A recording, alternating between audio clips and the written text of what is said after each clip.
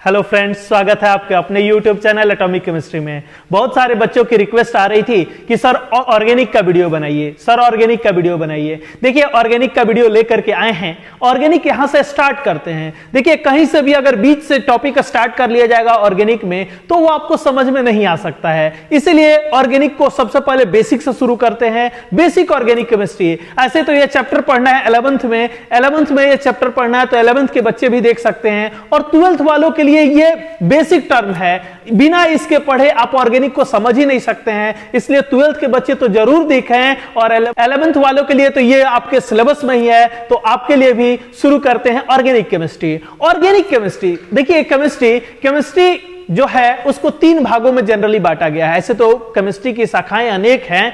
आपका भौतिक रसायन, कार्बनिक रसायन, अकार्बनिक रसायन, जैव रसायन, पर्यावरण रसायन, बहुत सारे भागों में रसायन शास्त्र को बांटा गया है। लेकिन सामान्यतः 3 भागों को लेकर के हम लोग पढ़ते हैं। कौन कौन? भौतिक रसायन, फिजिकल केमिस्ट्री, ऑर्गेनिक केमिस्ट्री, कार्बनिक रसायन, इनऑर्गेनिक केमिस्ट्री, अकार्बनिक रसायन। इसमें से आज लेकर के आए हैं ऑर्गेनिक केमिस्ट्री। ऑर्गेनिक को शुरू करते हैं बेसिक से, बेसिक केमिस्ट्री से। ध्यान दीजिए, basic organic chemistry. Organic chemistry की जो बेसिक कंसेप्ट है उसको लेकर के आए हैं। रसायन शास्त्र की मूलभूत कंसेप्ट यानी अवधारणाओं को लेकर के यहां पर आया गया है। आप इसको ध्यान से देखिए। आप अगर सही से पढ़ते हैं तो ऑर्गेनिक में कहीं आपको दिक्कत नहीं होने वाली है। देखिए बहुत सारे बच्चे कहते हैं कि सर ऑर्गेनिक में दिक्कत है, यहां दिक्कत है, ये दिक्कत है, रिएक्शन कराने में दिक्कत है। तो बाबू मेरा कहना है कि जो बेसिक नहीं पढ़ेगा, जो बेसिक कंसेप्ट नहीं पढ़ा होगा उसको ऑर्गेनिक समझ में आ ही नहीं सकता है। फिजिकल इनऑर्गेनिक कहीं से भी पढ़ सकते हैं, लेकिन ऑर्गेनिक के लिए आपको बेसिक समझना बहुत जरूरी है। जब तक आप इस चीज को नहीं समझेंगे तब तक रिएक्शन करा ही नहीं सकते हैं, तब तक ऑर्गेनिक कंपाउंड्स के बारे में पढ़ ही नहीं सकते हैं। इसलिए बेसिक को जरूर ध्यान से देखिए, इसको ध्यान से पढ़ें और ये गारंटी के साथ कहते हैं कि आपको ऑर्गेनिक में सबसे ज्यादा इंटरेस्ट आने वाला है अगर आप ये बेसिक पढ़ लिए तो। चलिए शुरू करते हैं बेसिक केमिस्ट्री की। सबसे पहले ऑर्गेनिक केमिस्ट्री, कार्बनिक रसायन। कार्बनिक रसायन होता क्या है? देखिए बाबू, कार्बनिक रसायन नाम से ही पता चल रहा है। कार्बनिक, कार्बनिक मतलब कार्बन का, कार्बनिक का मतलब कार्बन का। वैसा रसायन जो कार्बन का है उसी को कार्बनिक रसायन कहते हैं। ध्यान दीजिए, नाम से ही पता चल रहा है कार्बनिक।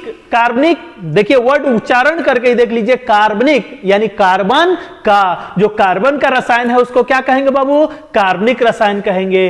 तो देखिए इसको परिभाषित ऐसे कर सकते हैं, रसायन शास्त्र की वह शाखा जिसमें कार्बन और उसके यौगिकों के बारे में, बाबू ध्यान दीजिए, किसके बारे में?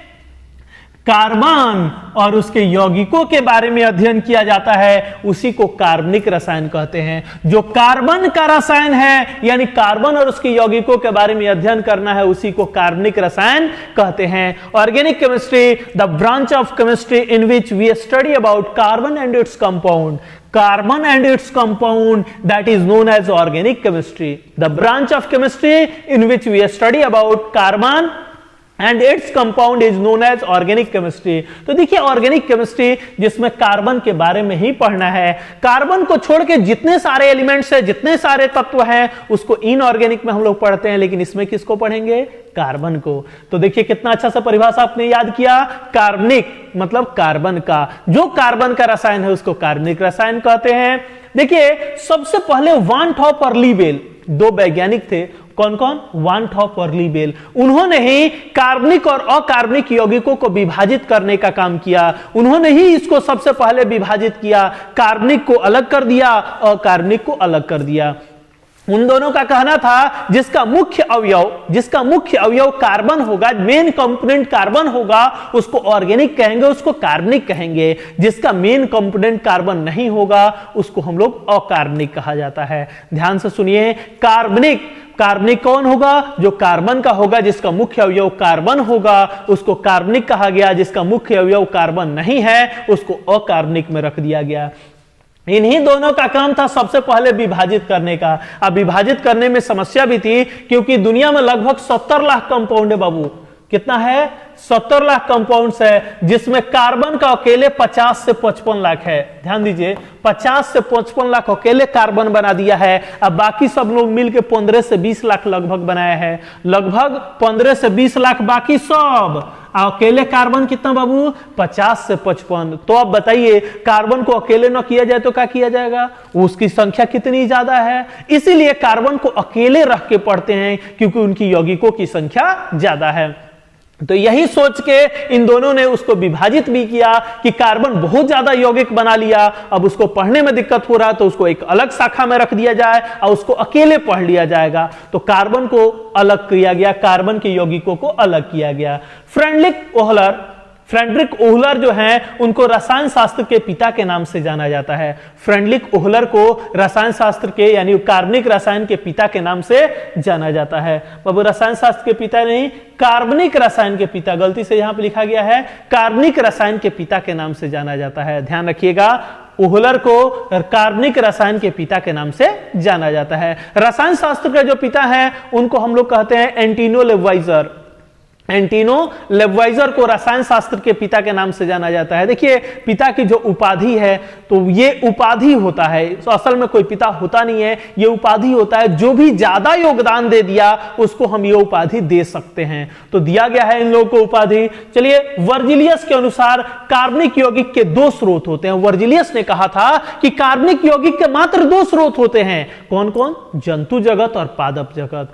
सिर्फ कार्बनिक यौगिकों को पादप जगत से और जंतु जगत से 2 ही जगह से प्राप्त कर सकते हैं, आप कहीं और से प्राप्त नहीं कर सकते हैं, यह वर्जिलियस का कहना था। वर्जिलियस के कंसेप्ट के अनुसार ही वर्जिलियस ने एक थ्योरी भी दिया, जीवन शक्ति का सिद्धांत, यानी जीवन की जो सिद्धांत है उसके बारे में वर्जिलियस का कहना था बाबू कि कार्बनिक यौगिकों को प्रयोगशाला में नहीं बना सकते हैं। उन्होंने पहला ही स्टेटमेंट दिया था कि कार्बनिक यौगिकों को 2 जगह से प्राप्त कर सकते हैं। कहां से? जंतु से और पादप से। आप बताओ, जंतु को प्रयोगशाला में बना सकते हैं? आदमी के बच्चा को प्रयोगशाला में बनाया जा सकता है? नहीं ना। या किसी भी जानवर के बच्चे को नहीं बनाया जा सकता है, या किसी पौधे को प्रयोगशाला में हम लोग बना दें, यह संभव नहीं है। यह एक महान शक्ति के द्वारा बनता है जिसको हम लोग भगवान कहते हैं, गॉड कहते हैं, अल्लाह कहते हैं, जीसस कहते हैं, जिस नाम से आप जान लीजिए। तो यह एक महान शक्ति के द्वारा बनता है। तो उसी के आधार पर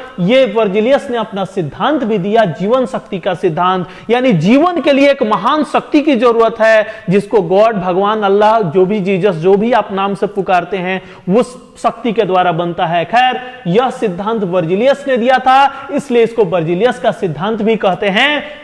इनके अनुसार कार्बनिक यौगिकों को प्रयोगशाला में बनाया ही नहीं जा सकता है, इसको बनाने के लिए एक महान शक्ति की आवश्यकता होती है, ग्रेट पावर की जरूरत होती है। वो महान शक्ति जो अभी हमने बताया, उसी महान शक्ति के आधार पर बनाया जा सकता है। इसको इंग्लिश में कहते हैं vital force theory. This theory is given by Berzelius, so it is known as Berzelius concept. Berzelius ने इसको प्रपोज किया था, इसको, इसलिए इसको वर्जिलियस कंसेप्ट कहते हैं। According to him, organic compound can not be prepared in laboratory, it can only prepared by a great power. उस ग्रेट पावर के हेल्प से बनाया जा सकता है, वरना नहीं बनाया जा सकता है। यह है आपका वर्जिलियस का कंसेप्ट। वर्जिलियस ने कहा था कि कार्बनिक यौगिकों को प्रयोगशाला में नहीं बनाया जा सकता है, उसे बनाने के लिए एक महान शक्ति, ग्रेट पावर की जरूरत होती है। This theory is given by Berzelius, so it is known as Berzelius concept. According to him, organic compound cannot be prepared in laboratory. It can be prepared by a great power. उस great power के help से बना सकते हैं, वरना नहीं बना सकते हैं। तो ये आपका वर्जिलियस का कंसेप्ट था, जीवन शक्ति का सिद्धांत था, जीवन का मूलभूत आधार था। वर्जिलियस के अनुसार कार्बनिक यौगिकों को प्रयोगशाला में नहीं बनाया जा सकता है, उसे बनाने के लिए एक महान शक्ति की जरूरत होती है। उसके बाद एक सिद्धांत आया, ओहलर ने लेकर के आया, ओहलर का सिद्धांत। ओहलर ने कहा कि कार्बनिक यौगिकों को प्रयोगशाला में बनाया जा सकता है। ओहलर के अनुसार कार्बनिक यौगिकों को बाबू प्रयोगशाला में हम लोग बना सकते हैं, प्रयोगशाला में बनाया जा सकता है, और इस सिद्धांत को खंडित किया। ओहलर ने सबसे पहले कार्बनिक यौगिक को प्रयोगशाला में बनाया था, वो यौगिक था यूरिया। यूरिया को सबसे पहले ओहलर ने प्रयोगशाला में बनाया और आपके जीवन शक्ति के सिद्धांत को खंडित किया। जो जीवन शक्ति का सिद्धांत था वर्जिलियस के द्वारा दिया गया था कि हम कार्बनिक यौगिक को बना ही नहीं सकते हैं, ओहलर ने कहा कि नहीं, हम कार्बनिक यौगिक को बना सकते हैं। उन्होंने बना करके भी दिखाया। कौन से यौगिक को बना करके दिखाया बाबू? यूरिया को। आपसे पूछा भी जा सकता है सबसे पहले कौन से कार्बनिक यौगिक को बनाया गया था? तो यूरिया को बनाया गया था। किसने बनाया था? तो ओहलर ने बनाया था। तो यह ध्यान रखेंगे, ओहलर ने जीवन शक्ति के सिद्धांत को खंडित किया और ओहलर ने कहा कि कार्बनिक यौगिकों को प्रयोगशाला में बनाया जा सकता है। कार्बनिक यौगिक को हम प्रयोगशाला में बना सकते हैं। उन्होंने बना करके भी दिखाया। उन्होंने दो अकार्बनिक यौगिक अमोनियम क्लोराइड और सोडियम साइनेट लिया। कौन कौन लिया बाबू? अमोनियम क्लोराइड, सोडियम साइनेट लिया। दोनों को मिला करके गर्म किया, तब जाके यूरिया प्राप्त हुआ। हम इसका रिएक्शन बताते हैं, लेकिन थोड़ा सा इंग्लिश देख लीजिए। ओहलर का कंसेप्ट, ओहलर के अनुसार, according to Wohler, organic compound can be prepared in laboratory. Organic compound को हम लेबोरेटरी में फॉर्म कर सकते हैं। He prepared an organic compound urea in laboratory. He prepared an organic compound urea in laboratory. He took two inorganic compound ammonium chloride and sodium cyanate and heated them।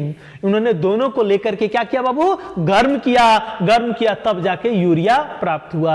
और इस तरीके से urea को बना करके उन्होंने जीवन शक्ति के सिद्धांत को खंडित किया।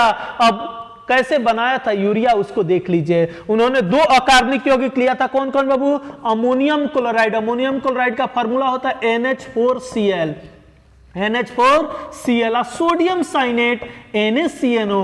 इन दोनों को लेकर के उन्होंने गर्म किया। पहले तो ये रिएक्शन होता है दोनों के बीच, और रिएक्शन करके क्या बना उसको थोड़ा सा पहले देख लीजिए।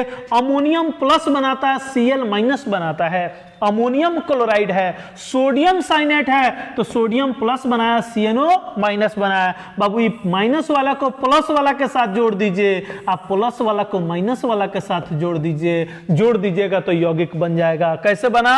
NH4 किसके साथ जोड़ दिए बाबू? CNO के साथ। तो क्या बन गया? NH4CNO। अमोनियम साइनेट इसको कहेंगे। Cl किसके साथ? Na के साथ। तो यहां निकलेगा क्या? NaCl। NaCl भी बना है, लेकिन बना अमोनियम साइनेट। जब इसको गर्म कर दिया जाएगा अमोनियम साइनेट को, तो बनता है NH2CO NH2। इसी को यूरिया कहते हैं। यूरिया का फॉर्मूला भी बाबू याद रखिएगा, NH2CO NH2 याद रहेगा। इस तरीके से उन्होंने यूरिया का निर्माण किया। और आपको सबसे पहला यौगिक था यूरिया, जिसको प्रयोगशाला में बनाया गया था। आज तो हजारों की संख्या में प्रतिदिन कार्बनिक यौगिकों को बनाया जा सकता है। यह उस समय क्रांति था कार्बनिक यौगिकों के संदर्भ में, क्रांतिक यौगिकों की संख्या में। उस दिन से, जब से यूरिया बना, तब से हजारों की संख्या में प्रतिदिन कार्बनिक यौगिक की संख्या में वृद्धि होती गई, और आज इसकी संख्या 50 से 55 लाख तक पहुंच गई है। इसी क्रांति के कारण ओहलर को कार्बनिक रसायन के पिता के नाम से जाना जाता है। ओहलर को कार्बनिक रसायन के पिता के नाम से जाना जाता है। देखिए, कार्बनिक रसायन के पिता, ये एक बहुत बड़ा योगदान था कार्बनिक यौगिकों के क्षेत्र में, इसलिए इनको भी उपाधि दिया गया कार्बनिक रसायन के पिता के रूप में। आइए देखते हैं। देखिए, कार्बनिक यौगिकों की संख्या आज 50 से 55 लाख है। बाकी सब मिलके, बाकी सब 15 से 20 लाख यौगिक का निर्माण किया है। अब एक प्रश्न आपके मन में उठता होगा कि आखिर क्यों, वाई कार्बन अकेले इतना ज्यादा यौगिक का निर्माण किया है? कार्बन की यौगिकों की संख्या 50 से 55 लाख क्यों है? कुछ ना कुछ तो गुण होता होगा कार्बन में, जो इतना से ज्यादा यौगिक निर्माण कर लिया। कुछ ना कुछ तो गुण होगा। वो कौन सा गुण है, उसी को आइए हम लोग देखते हैं कि किस गुण के कारण कार्बन अधिक से अधिक यौगिक का निर्माण करता है। जैसे देखिए, कार्बन के अधिक यौगिक होने का कारण, reason for large number of compound of carbon, carbon के अधिक से अधिक यौगिक होने का क्या कारण है? उसमें सबसे पहला कारण आता है बाबू टेट्रावैलेंसी, चतुसंयोजकता। सबसे बड़ा कारण होता है चतुसंयोजकता, टेट्रावैलेंसी। कार्बन 4 सहसंयोजी बंधन का निर्माण करता है, इसलिए इनकी यौगिकों की संख्या अधिक होती है। अब देखिए, कोई तत्व है X, अगर मान लीजिए एगो बंधन बनाता है, तो एक बार में एक ही तत्व के साथ में जुड़ सकता है। कार्बन जो है वो 4 बंधन बनाता है, यानी एक साथ कई गो तत्वों के साथ जुड़ सकता है, 4 गो के साथ। तो इनकी यौगिकों की संख्या अधिक तो होनी ही होनी है, क्योंकि एक साथ 4 तत्वों के साथ जुड़ करके यौगिक का निर्माण करता है। तो ये मोस्ट इसका कारण है, सबसे इंपॉर्टेंट कारण है जो इतनी कार्बन की यौगिकों की संख्या है। दूसरा कारण देखिए, दूसरा कारण है कैटनेशन प्रॉपर्टी, स्वबंधन गुण। नाम से ही पता चल रहा है स्वबंधन। स्व मतलब क्या होता है बाबू? खुद। अब बंधन मतलब बंधन, जो खुद से बंधन बनाने की गुण है उसी को स्वबंधन गुण कहते हैं। जैसे कार्बन कार्बन के साथ बंधन बनाने की गुण रखता है उसको स्वबंधन गुण कहेंगे। हाइड्रोजन हाइड्रोजन के साथ जो बंधन बनाने का गुण रखेगा उसको स्वबंधन गुण कहा जाएगा। जो खुद से बंधन बनाने की गुण है उसको स्वबंधन गुण कहा जाता है। और कार्बन की स्वबंधन गुण बाबू सबसे अधिक है, यानी आपस में बंधन बनाने की गुण सबसे अधिक है, इसलिए इनकी यौगिकों की संख्या अधिक है। अब ज्यादा होने से क्या फर्क पड़ता है? बहुत सारा कार्बन आपस में जुड़ता चला जाएगा, बहुत सारा कार्बन, हजारों हजारों की संख्या में कार्बन आपस में जुड़ गया। अब आपस में जुड़ गया तो यौगिक का निर्माण कर लिया। अब इस तरीके से अधिक कार्बन जुड़ेगा तो अधिक से अधिक यौगिक बनेगा। एक सिंपल सा एग्जांपल है, आप क्लोरोफिल का नाम सुने होंगे। क्लोरोफिल का फॉर्मूला होता है C55 H75 N4Mg। ये क्लोरोफिल का सूत्र है। देखिए बाबू, इसमें 55 गो कार्बन आपस में जुड़ा हुआ है, 55 गो कार्बन आपस में जुड़ करके यौगिक का निर्माण किया। ये तो छोटा है। इसके अलावा जैसे स्टार्च है, स्टार्च में 10,000 20,000 कार्बन एक साथ जुड़ा होता है। सेलुलोज है, प्रोटीन है, उसमें कार्बन, बहुत सारा कार्बन आपस में जुड़ा होता है, इसलिए उनकी यौगिकों की संख्या अधिक है क्योंकि उनकी स्वबंधन गुण अधिक है।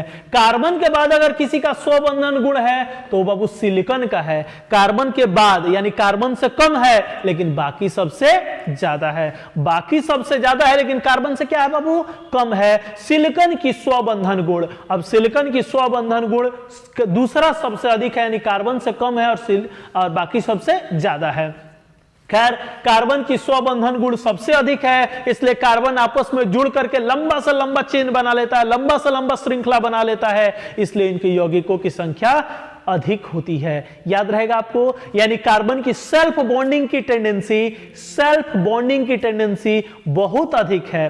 सेल्फ बॉन्डिंग की टेंडेंसी क्या है बाबू? बहुत अधिक है, इसलिए इनकी यौगिकों की संख्या अधिक है। कोई दिक्कत? चलिए तीसरा देखिए, बॉन्डिंग विथ हेटेरोएटम, विषम परमाणुओं के साथ बंधन। कार्बन जो है विषम परमाणु के साथ बंधन बनाता है, यानी अलग अलग प्रकार के परमाणु के साथ बंधन बना सकता है। धातु के साथ भी बंधन बनाता है, अधातु के साथ भी बंधन बनाता है, उपधातु के साथ भी बंधन बनाता है, अक्रिय गैस के साथ नहीं बनाता है लेकिन बाकी सभी परमाणुओं के साथ बंधन बनाने की प्रवृत्ति रखता है, इसलिए इनकी यौगिकों की संख्या अधिक है। याद रहेगा। चौथा, समयवयता। समयवयता का परिभाषा तो अभी सुन लीजिए, आगे पढ़ाएंगे तो उस चीज को समझ में आ जाएगा। समयवयता का सिर्फ परिभाषा यहां दे देते हैं, दो या दो से अधिक यौगिक जिसकी आणविक सूत्र समान हो और संरचना सूत्र अलग अलग हो। दो या दो से अधिक यौगिक जिसकी आणविक सूत्र समान हो और संरचना सूत्र भिन्न भिन्न हो, उसे समयवयी कहते हैं और इस घटना को समयवयता कहते हैं। इस घटना को क्या कहते हैं बाबू? समयवयता कहा जाता है। Two or more than two compounds which has same molecular formula but different structure formula is known as isomer and this phenomenon is known as isomerism। isomerism को हम लोग आगे पढ़ेंगे, समयवयता को आगे बताएंगे। फिलहाल यहां पर समझ लीजिए, समयवयता के कारण भी कार्बनिक यौगिकों की संख्या अधिक होती है। तो ये कुछ इंपॉर्टेंट कारण था, कुछ महत्वपूर्ण कारण था जिसके कारण से कार्बनिक यौगिकों की संख्या ज्यादा है। क्या? टेट्रावैलेंसी, कैटनेशन प्रॉपर्टी जो हाईएस्ट होता है, बॉन्डिंग विथ हेटेरोएटम और आइसोमेरिज्म, ये कुछ मेन टर्म था जिसके कारण कार्बन की यौगिकों की संख्या ज्यादा है। अब कार्बन के यौगिक यानी कार्बनिक यौगिक और अकार्बनिक यौगिक में क्या क्या अंतर हो सकता है, आइए पहले उसको देख लीजिए। Characteristics of organic and inorganic compounds, यानी ऑर्गेनिक कंपाउंड और इनऑर्गेनिक कंपाउंड दोनों को ध्यान से देखिएगा। सबसे पहले ऑर्गेनिक कंपाउंड में, organic compounds are generally solid, liquid and gases. Organic compound solid भी होते हैं, लिक्विड भी होते हैं और गैसेस भी होते हैं, लेकिन इनऑर्गेनिक कंपाउंड्स आर मोस्टली यानी जनरली सॉलिड फेज में होता है, यानी ठोस अवस्था में होता है और ये तीनों अवस्था में पाए जाते हैं। देखिए बाबू, अभी हमने कहा कि इसकी संख्या 50 से 55 लाख है, इसका 15 से 20 लाख है। अब इतना ज्यादा मात्रा में संख्या है तो अपवाद की भी संख्या ज्यादा होगा, तो अपवाद भी बहुत सारा मिलेगा। तो अपवाद के चक्कर में मत पड़िएगा, आगे एक एक करके यौगिकों के बारे में जानेंगे तो उसके बारे में आपको बताते रहेंगे कौन ठोस है, कौन द्रव है, कौन गैस है। इसमें भी बहुत सारा अपवाद मिलते रहेगा, इसमें भी बहुत सारा अपवाद मिलेगा, लेकिन फिलहाल सबको मिला करके अंतर देख रहे हैं, इसलिए आप इस तरीके से ध्यान देखिए। They have low melting and boiling point, low melting point होता है, लो बॉइलिंग पॉइंट होता है, इसका क्वथनांक और गलनांक कम होता है। High melting and boiling point यानी क्वथनांक और गलनांक उच्च होता है। सोज कोवैलेंट बॉन्ड, कैसा बॉन्ड सोज करता है बाबू? कोवैलेंट बॉन्ड शो करता है, और ये मोस्टली सोज आयनिक बॉन्ड, ज्यादातर आयनिक बॉन्ड शो करेगा, कहीं कहीं कोवैलेंट मिलेगा, अभी तो बताएं अपवाद तो मिलते रहेगा, लेकिन फिलहाल देख लीजिए। इनसॉल्युबल इन वाटर, जल में अघुलनशील होता है, ये सॉल्युबल इन वाटर, ये जल में घुलनशील होता है। Highly soluble in organic solvent like as ether, alcohol, benzene and chloroform, यानी ईथर में, अल्कोहल में, बेंजीन में, क्लोरोफॉर में अगर ऑर्गेनिक कंपाउंड को डालिएगा तो तुरंत घुल जाता है, और ये इनसॉल्युबल इन ऑर्गेनिक सॉल्वेंट, ये अकार्बनिक यौगिक में, कार्बनिक यौगिक में अघुलनशील होता है। यूजुअली डिकम्पोज ऑन हीटिंग, यानी अगर ऑर्गेनिक कंपाउंड को गर्म कीजिएगा, हीट कीजिएगा तो डिकम्पोज हो जाता है, टूट जाता है। और ये क्या होगा बाबू? Usually do not decompose on heating, ये अगर उसको गर्म कीजिएगा तो वो नहीं टूटता है। ध्यान दीजिए, दोनों में अंतर है। देखिए, वोलाटाइल इन नेचर यानी वाष्पशील होगा, अगर थोड़ा सा गर्म करेंगे तो वाष्प में परिवर्तन हो जाएगा। नॉन वोलाटाइल होगा यानी अवाष्पशील होगा, ये गैस में जल्दी परिवर्तित नहीं होगा। Inflammable, easily catch fire, inflammable यानी इनफ्लेमेबल मतलब बहुत ज्यादा ज्वलनशील होगा। Non inflammable, easily catch not catch fire, यानी ये जल्दी नहीं जलेगा और ये अज्वलनशील होगा। देखिए बाबू, डू नॉट कंडक्ट इलेक्ट्रिसिटी, कार्बनिक कंपाउंड जो होते हैं कंडक्ट इलेक्ट्रिसिटी को कंडक्ट नहीं करते हैं, विद्युत धारा को प्रवाहित नहीं करते हैं, और ये conduct electricity. Shows react with other chemicals, बहुत सारे रासायनिक पदार्थों के साथ अभिक्रिया दिखाता है। After undergo fast chemical reaction, ये बहुत तेजी से रिएक्ट करता है। मोस्टली कलरलेस होता है और ये कलरफुल होता है। तो इस तरीके से कुछ डिफरेंसेस है ऑर्गेनिक और इनऑर्गेनिक कंपाउंड में। देखिए, ऑर्गेनिक और इनऑर्गेनिक कंपाउंड, ऑर्गेनिक की खासकर बात करें तो बाबू, तो ऑर्गेनिक समझिए 100 मंजिला बिल्डिंग है। क्या है? 100 मंजिला बिल्डिंग है, इतना ज्यादा यौगिक है, 50 से 55 लाख यौगिक है। इसलिए मान लीजिए 100 मंजिला बिल्डिंग है, ना तो आप सुपरमैन है ना तो स्पाइडरमैन है, नहीं ना है, ना सुपरमैन है ना स्पाइडरमैन है, ना इसमें लिफ्ट लगा हुआ है। आपको एक सीढ़ी से जाना है, एक एक करके सीढ़ी चढ़ के जाना है। तो सीढ़ी चढ़ के जाइएगा तो आसानी से पहुंच जाइएगा, अगर एक बार जंप करने जाइएगा तो मुंहकुरिया माटी ले लीजिएगा ना, यानी गिर जाइएगा, आपको कुछ भी समझ में नहीं आएगा। तो डायरेक्ट अगर जंप किए, डायरेक्ट चैप्टर पे गए तो कुछ समझ में नहीं आएगा। इसलिए आप एक एक करके इसको देखिए, एक एक करके जितने सारे खासकर बेसिक का वीडियो जो डाल रहे हैं उसको आप आसानी से ध्यान से उसको देखिए और उसको समझिए। उसके बाद चैप्टर पढ़िएगा, हर चीज समझ में आएगा। आप ऑर्गेनिक को सबसे अच्छा मानिएगा। देखिएगा, बहुत सारे बच्चे कहते हैं कि हमको ऑर्गेनिक समझ में नहीं आता है, इनऑर्गेनिक फिजिकल तो ठीक है, ऑर्गेनिक समझ में नहीं आता है। तो बाबू, मेरे कहने का मतलब यही है कि आप इस वीडियो को नहीं देखे हैं, आप इस चीज को नहीं पढ़े हैं, आप इस चीज को आपको पता नहीं है, इसीलिए आपको ऑर्गेनिक समझ में नहीं आता है। अब शुरू कर रहे हैं बेसिक, अभी तक बेसिक नहीं है, अभी तक की तो हिस्ट्री बता रहे थे, अभी तक तो इसको केवल इंट्रोडक्शन दे रहे थे। अब यहां से शुरू कर रहे हैं बेसिक। यहां से अगर वीडियो आप देखते चले जाते हैं, यहां से आप वीडियो को देखते हैं, यहां से आप समझते हैं, तो गारंटी के साथ कहते हैं कि चैप्टर को आप आसानी से एक एक करके आप खुद से समझ सकते हैं। रिएक्शन को तो धड़ल्ले से धजिया उड़ा दीजिएगा। आइए इसको और आगे देखते हैं।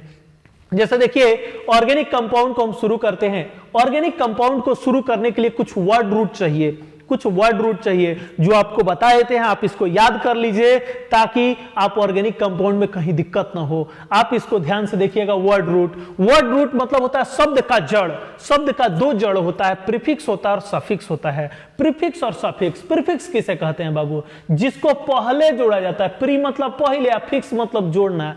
प्री मतलब पहले या फिक्स मतलब जोड़ना है। जिसको पहले जोड़ा जाता है उसको क्या कहेंगे बाबू? प्रीफिक्स कहेंगे। अब देखिए व्हिच इज एडेड बिफोर, जिसको पहले जोड़ा जाता है उसको प्रीफिक्स कहा जाता है। और suffix which is added after, जिसको बाद में जोड़ेंगे उसको सफिक्स कहेंगे, जिसको पहले जोड़ेंगे उसको प्रीफिक्स कहेंगे। कोई दिक्कत? हिंदी में भी सुन लीजिए। वैसे शब्द जो किसी शब्द के पहले जुड़ता है उसको उपसर्ग कहते हैं। जो किसी शब्द के पहले जुड़ता है उसको उपसर्ग, और जो किसी शब्द के बाद में जुड़ता है उसको प्रत्यय। देखिए उपसर्ग जो होता है डिपेंड करता है कार्बन की संख्या पर। किसके ऊपर निर्भर करता है बाबू? कार्बन की संख्या पर। कोई वो कार्बन है उसके आधार पर उसका नाम दिया जाएगा। जैसे 1 कार्बन का होगा तो मिथ, 2 कार्बन का इथ, 3 का प्रोप, 4 का ब्यूट, 5 का पेंट,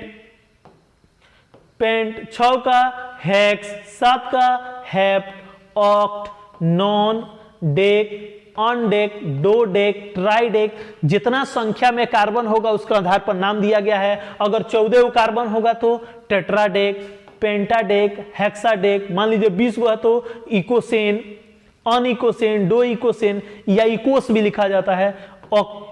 ये ऑक्टाडेक। जितना कार्बन होगा उसके आधार पर नाम दिया गया है। दूसरा चीज देखिए, जो सफिक्स होता है जिसको बाद में जोड़ा जाता है वो निर्भर करता है नेचर ऑफ बॉन्ड, बंधन की प्रकृति के ऊपर और क्रियाशील समूह के ऊपर। क्रियाशील समूह को तो आगे एक एक करके बताएंगे ही, लेकिन फिलहाल देखिए अगर कार्बन कार्बन के बीच एकल बंधन है तो एएनई जोड़ दीजिएगा, द्विबंधन है तो ईएनई जोड़ दीजिएगा, त्रिबंधन है तो वाईएनई जोड़ दीजिएगा, और समूह के रूप में हो तो वाईएल जोड़ दीजिएगा। तो ये प्रीफिक्स है और सफिक्स है, ये वर्ड रूट है। अब यहां से शुरुआत हुआ है कार्बनिक यौगिकों की। आप इसको थोड़ा सा याद रखिएगा, फिर अगला जो वीडियो लेकर के आएंगे वो तो मोस्ट इंपॉर्टेंट होगा आपके लिए, वो तो बहुत जरूरी होगा। इसके आगे जितने सारे बेसिक की वीडियो लेकर के आएंगे उसको आप ध्यान से देखते रहिएगा। इस वीडियो में इंट्रोडक्शन बताया गया है और वर्ड रूट बताया गया है। वर्ड रूट को आप याद करके रखेंगे। वीडियो अच्छा लगा हो तो लाइक करें, अपने दोस्तों के साथ शेयर करें, चैनल को सब्सक्राइब कर लीजिए ताकि आगे का वीडियो लेकर के आए तो आप तक जल्दी से जल्दी पहुंच सके।